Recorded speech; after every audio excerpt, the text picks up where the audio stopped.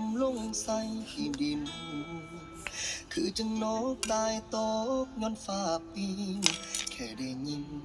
คำว่าบ่ได้ฮักกันแล้วเขาบ่สมกันแล้วมีแต่แนวเหม็นกุย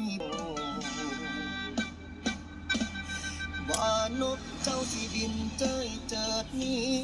หักเฮานี่อยู่คนละกำฝ่ายข้างอกป่าบ้าใบบ่ควรคู่รถจะนาน้องไปประสงค์ห้างกลางบ้านก็ว่าดงคนใจฟังปลิวหายไปตามปอง